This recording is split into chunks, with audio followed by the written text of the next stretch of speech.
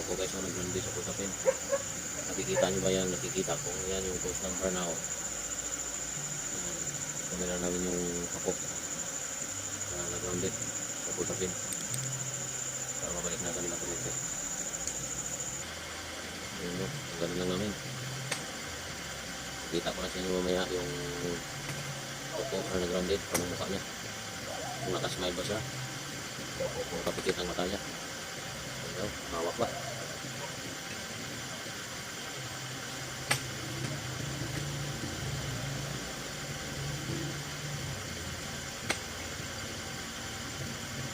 Mawak kasi.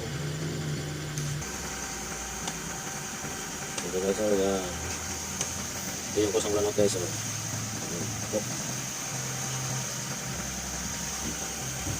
Ito yung mga sumili na. Ayan.